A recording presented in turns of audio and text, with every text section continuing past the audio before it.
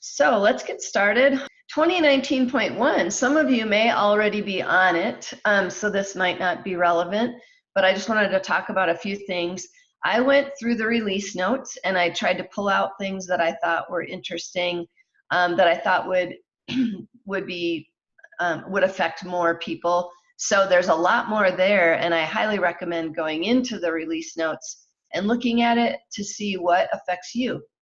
So first off, the first and most obvious one is you may not get the release preview automatically. I think this started in 2018.2, but it used to be that everyone got it. Now you don't unless you request it. And this has the instructions on how to request the release preview. They automatically gave it to you if they had seen that you had been logging into them. But if you had never logged into your release preview, then they turned it off for you because they assumed you didn't need it. So here you go, just go to Setup Company Release Preview and click the Request It, and then you'll get it. And as you recall, it's now part of your same URL for the login. You see a little RP over to the right side, just like you see an SB if it's the sandbox. So you have one login and you see all of your various ways that you can log in. Along those lines, the sandbox domain, it used to be that the sandbox domain was a different URL and it had the word sandbox in it. Now it's the same URL as your login, and that's why you see that SB. But if you had a sandbox on the old domain, you've lost access to that now. I notice now it's February 28th is the date on that. So if you're wondering what happened, it's because they deprecated that sandbox domain.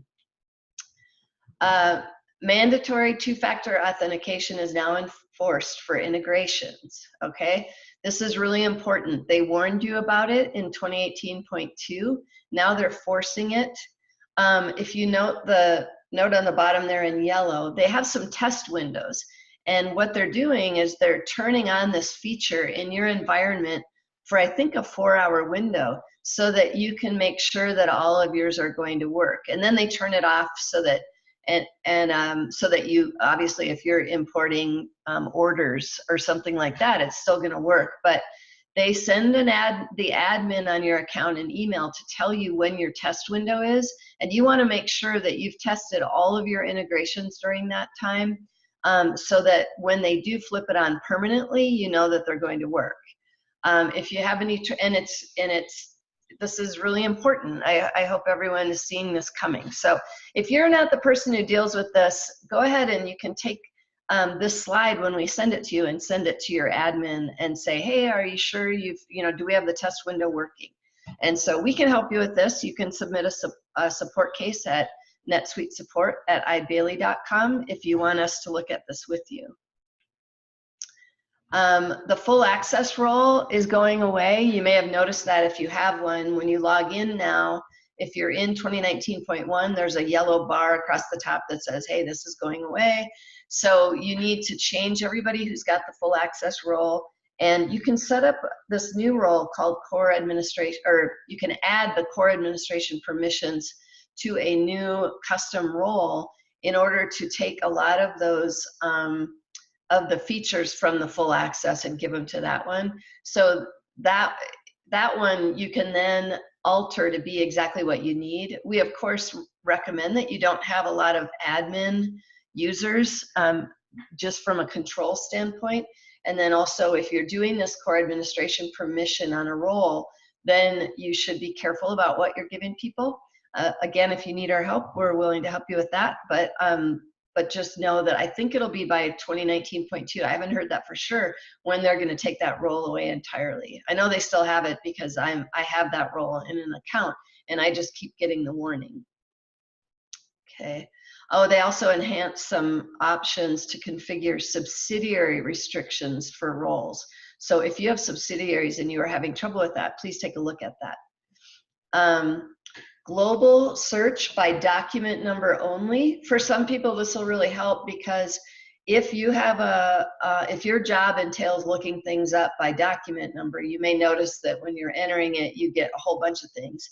So now you have an option to tell it, I only want to look at the numbers when I'm doing this global search. So that should help you weed through some of that, all of those global search responses that you get.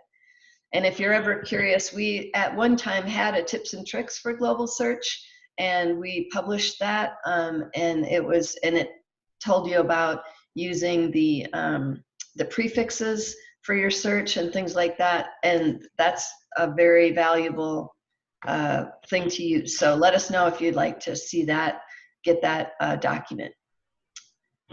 Hey, Dana, yeah. we've had a question come in. Is the core administration permissions a new role, or is this a custom role we would have to build out? I believe it's a permission that you add to a custom role.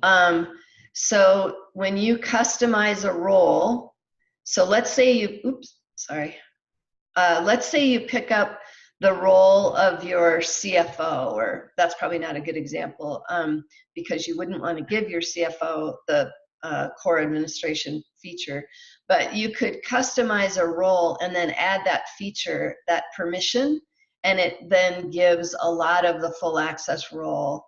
I didn't test that. I should have tested that before, but from what I'm reading here, it looks like it's a permission that you can add to a role so that it behaves like the administrator, but also restricts access. Anything else on that, Joni? No, that's everything. Thank you. Yep. Okay, you will notice there's a new dashboard look and feel. It's a new UI. It's not like the one that they did a couple of years ago where it was a major change, but they did clean it up a little. You'll notice it looks a little cleaner when you're in the UI. The dashboard has a new look and feel. There's also a new analytics portlet, and we'll talk about the Suite Analytics in a minute here. There's some feature enhancements to its specific portlets, your personalized dashboard, palette navigation, all that's different, and then some visual enhancements to the portlets. So you'll just notice a different look and feel. So even if you don't know what day you're upgrading, which should be coming up on your screen every day in that new release portlet, you'll notice it once it happens. And then as far as Suite Analytics, the workbook feature is now generally available. If you remember, they created a new reporting feature that combines the Save Search and the reports. And so they're blending those, and they did a lot of work on this. It's been in beta for a long time. Now they're making it generally available, so you don't have to sign up for the beta. And as a pitch for our next quarterly update, I'll let you know we're going to do a little training session on the new workbook feature just to introduce you to it, to get you in there and playing around with it, because they're not getting rid of the reports and searches, but it is a better tool from a standpoint of it lets you do the double joins and things like that. So I'm excited about that, and we'll be doing that at our next one. So they also have a new portlet for that, and you can see some new multi-series charts and things like that. So they're making their dashboards a lot fancier, essentially. Any questions on that one, Joni? No, not at this time, Dana. Okay, thanks. All right, last time we talked about period and journal entry enhancements. This was for 2018.2. And as a reminder to what that is, because I actually had to look into that a little bit because I didn't understand what it meant, and then realized it's the old school way of closing out your P&L onto your balance sheet with a real journal entry. NetSuite works to where it's always calculating the retained earnings based on all of your prior years' income statement totals, right? So it doesn't actually book anything. When you run a balance sheet, that's a calculated entry into that. Well, some folks like to actually zero it out in their P&L and do a true entry, and that's what these period end journal entries are. And what's happened is they introduced it last year, and now they realized, oh, I guess we should have added some things. So now you can do that by segment. So when you close out your P&L, you can close it out by those segments. So your class, department, custom segments. You can skip your GL audit numbering on it, and then there's some UI changes to that.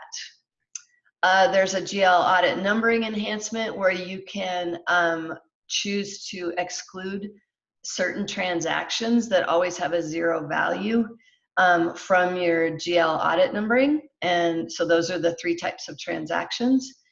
And then this one I was excited about because I get a lot of questions about this, is blocking duplicate document numbers. My favorite example is a vendor bill. When you go to enter a vendor bill, it asks you for the vendor transaction ID number. I think it's called vendor reference number. And I had a lot of clients who preferred, if you put in the same vendor bill number, they wanted it not to let you enter it to avoid duplicates on your vendor bills and avoid duplicate payments to your vendors.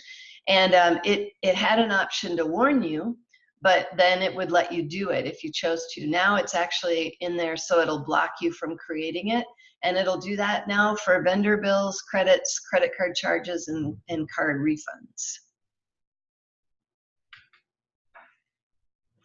Okay. I don't know how many of you are using the employee management features. These are just some things that are out there that they're updating for employee management. And so I put them in here so that you could refer to this list if you're using that feature.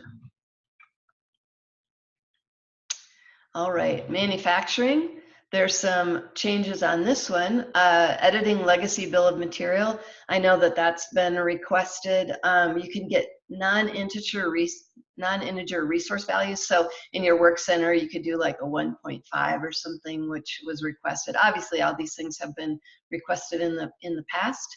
Buildable quantity field in saved searches, which is good because that was always a, you know, it's calculated on the fly, so it was hard to get that into your saved searches. New item record communications tab, CSV import for BOM and BOM revisions, which is very, very helpful. I know companies that have had tons of BOMs that they're trying to get in there, and now they can import them. Production unit of measure and tablet non-routing work order support for the advanced manufacturing. So those are just a few highlights from that. Installment payments is pretty exciting. If in the past, I know I had people who would either enter for AP, you know, vendor bills, or they would enter one and then just apply payments to it 4 times, let's say, for quarterly payments. The problem with that is that your AP aging is always off because it's going to age off of the date of the original vendor bill. So now your aging will be right on, it'll be based on the due date, not the transaction date, and you can put in your installments. So I think this is a really nice feature, and I'm glad they added that. And then also the vendor payment approvals. And so now in the past, they had a vendor bill approval. You know, you could always use the vendor bill approval in your workflows. That was part of it, but it couldn't be used on vendor bills. And I think it's because they assumed, hey, you got the vendor bill approved on the front end when it was a bill. Why do you need to approve the payment? And so now they're doing that. Obviously, some people need it for cash controls, right, to know what's going out. And so now they've added that vendor payment so that you can access that when you're doing approvals workflows.